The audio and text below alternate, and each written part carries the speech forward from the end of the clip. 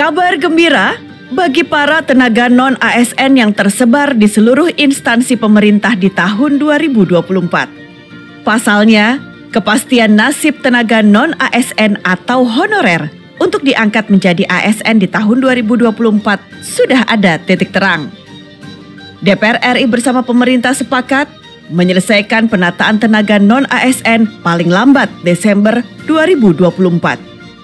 Kepastian tersebut diperjelas setelah rapat dengar pendapat antara Komisi 2 DPR RI dengan Menteri PAN-RB Abdullah Azwar Anas pada akhir Agustus 2024.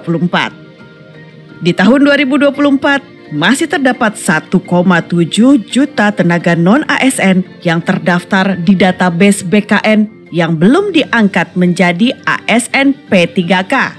Untuk itu, sesuai dengan amanat Undang-Undang Nomor 20 Tahun 2023 tentang Aparatur Sipil Negara, khususnya Pasal 66, DPR RI memastikan 1,7 juta tenaga non-ASN akan diangkat menjadi ASN P3K. Memasukkan seluruh yang sudah terdaftar di Badan Kepegawaian Negara agar masuk. Tiga problemnya. Satu, terkait dengan audit. Kemarin di undang-undang itu penyelesaian Desember itu diikuti dengan audit. Jangan sampai bahasa kami ada honorer siluman yang mengganggu honorer pejuang, ya. Honorer pejuang yang udah bertahun-tahun kerja, honorer siluman itu karena dekat sama kepala daerah atau elit di BKD macam-macam tiba-tiba masuk gitulah. Sudah dicek oleh BPKP, sudah dicek juga oleh teman-teman BKN, kami tidak terlalu ketat. Ada angka 99%, ada 72%, ada 58%. Kami anggap 99 aja dulu, biar kasihan nanti. Jadi 99,99% yang ada di 1,7 bisa masuk semua. Nanti dalam perumusan konsinyering karena udah 2-3 sudah ada, mungkin minggu ini Pak Ibu Sesmen ya sama BKN dan anggota Dewan Terhormat bisa kita kerjakan. SKTT telah kami hilangkan Pak Ketua, terutama di guru sehingga sekarang tidak lagi jadi isu. Itu pun kami harus putuskan dengan Menko Polhukam supaya kami nggak keliru. Sehingga rapat di Menko Polhukam telah memutuskan karena masukan dari Pak Ketua Komisi 2, maka kemarin kita hilangkan SKTT khusus untuk guru, karena isu yang banyak dibalik guru. Jadi sekali lagi kami mohon maaf karena PP-nya tadi terlambat di internal pemerintah, kami ada koordinasi yang memang perlu pendalaman. Tentunya keberhasilan ini bukan hanya dilakukan tahun ini saja.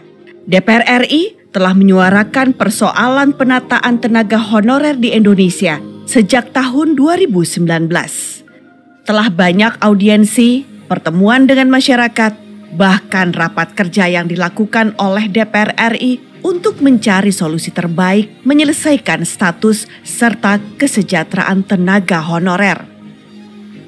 Kami mendorong kepada pemerintah agar mereka yang sudah mengabdi dan mereka sudah meluangkan waktu, meninggalkan keluarga, mengeluarkan tenaga untuk bagaimana bekerja pada Republik ini, agar sesegera mungkin dapat diselesaikan kejelasan statusnya, agar dapat ditingkatkan derajat kesejahteraannya. Memang sudah ada kesepakatan antara pemerintah bersama-sama dengan DPR untuk penuntasan sekitar 2,3 juta pegawai pemerintah, apapun kriterianya itu, dan juga sudah dilaksanakan sebagian, tinggal sisanya. Tetapi kami berharap pemerintah tidak berhenti sampai di situ saja. Karena apa? Nyata di lapangan, faktanya masih banyak sahabat-sahabat kita yang memang sudah bekerja puluhan tahun, mengabdi pada Republik Indonesia ini, belum ada kejelasan statusnya. Pemerintah didesak segera menuntaskan pengangkatan tenaga honorer, apalagi untuk pegawai, tenaga kesehatan, guru, bahkan tenaga lainnya yang telah mengabdi kepada negara selama bertahun-tahun. Jangan sampai pengabdian pegawai honorer tidak mendapatkan penghargaan yang sesuai dari negara. DPR RI menilai penataan tenaga honorer juga akan mendorong peningkatan kesejahteraan, bahkan ekonomi masyarakat. Nah, saya tegaskan bahwa kami sudah meminta kepada pemerintah dan juga sepakat bahwa tidak akan ada penghapusan tenaga honorer, ya, selama kalau pemerintah tidak punya konsep dalam menyelesaikan tenaga honorer. Nah, alhamdulillah dalam 6 bulan terakhir ini kami cukup intensif, ya, baik secara formal dalam pembicaraan masalah undang-undang ASN maupun secara informal dengan Menteri Pan-RB. Kami sudah menemukan beberapa titik temu, ya. Intinya adalah pertama, tidak akan ada pemberhentian tenaga honorer. Yang kedua adalah tidak akan ada penurunan, ya, tingkat kesejahteraan atau salary dari tenaga honorer yang selama ini mereka terima. Nah, yang ketiga adalah penyelesaiannya kita cari sedemikian mungkin tidak akan menambah beban anggaran baru, ya, terutama kepada APBN. Nah, tinggal yang sekarang masih dalam diskusi adalah soal status, ya, status mereka, apakah kemudian nanti apakah jadi ASN, ya, mungkin masuknya jadi P3K. Nah, P3K juga di dalam undang-undang yang baru nanti akan dijelaskan, ada P3K penuh, ada P3K paruh waktu. Nah, itu adalah dalam rangka untuk mengakomodir status. Pemerintah telah menyiapkan alternatif mengangkat P3K paruh waktu ketika pengangkatan P3K tetap belum dimungkinkan. Hal ini memastikan tidak akan ada pemberhentian tenaga honorer di Indonesia. DPR RI tentunya berharap perjuangan yang dilakukan sejak periode 2019 sampai 2024 tidak sia-sia.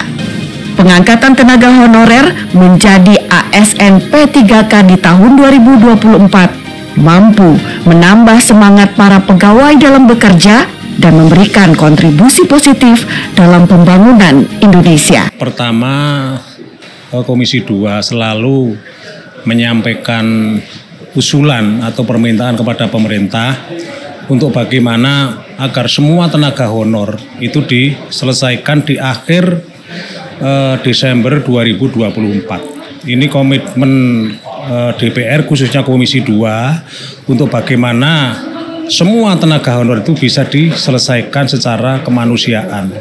Tetapi dalam perkembangannya pemerintah barangkali dengan hitung-hitungan anggaran dan kelihatannya masih terjadi tarik ulur. Tetapi alhamdulillah akhir-akhir ini sudah terjadi satu kesepakatan, intinya semua tenaga honor itu mau dilakukan penyelesaian secara kemanusiaan, artinya diangkat semua. Pak, ini kan ada Undang-Undang Nomor 1 Tahun 2022 tentang hubungan keuangan pusat dan daerah. Nah, di situ disampaikan bahwa ada aturan yang memuat bahwa belanja pegawai daerah itu maksimal 30%, Pak. Nah, apakah perlu ada revisi undang ini, Pak? Saya kira karena ini untuk tujuan-tujuan yang terbaik bagi kawan-kawan honorer, di mana ini secara faktual bahwa yang bekerja di daerah itu saya melihat kawan-kawan tenaga honor. Yang tenaga ASN di beberapa OPD di daerah itu sedikit sekali.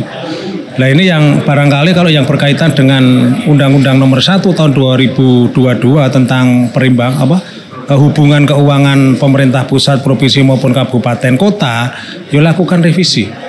Prinsipnya bagaimana agar negara ini dapat memberikan satu layanan prima. Lah, bagaimana akan memberikan satu layanan prima ketika nasib daripada penyelenggara layanan itu tidak jelas. Jadi sekali lagi hal-hal yang berkaitan dengan regulasi ini kan pemerintah bersama DPR bisa saja melakukan revisi.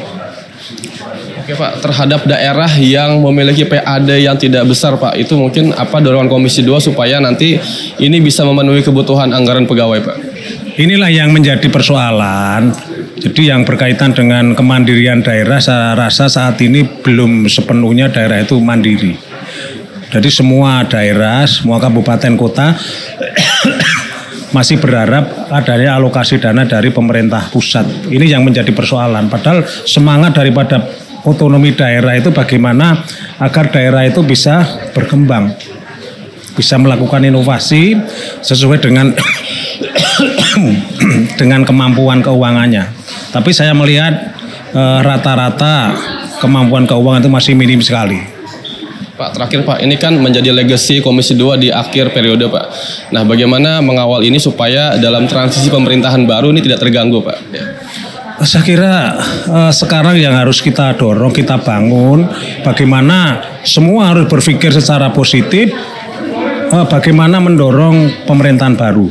Kemudian kalau ada hal-hal yang perlu disampaikan pada pemerintah baru yang berkaitan dengan aturan-aturan yang dalam rangka mendorong pencapaian pembangunan, ini kenapa tidak dilakukan? Jadi prinsipnya negara ini dibangun dalam rangka mensejahterakan kehidupan bangsa. Jadi kenapa tidak dilakukan perubahan-perubahan yang berkaitan dengan regulasi yang dirasa menghambat tujuan berbangsa dan bernegara.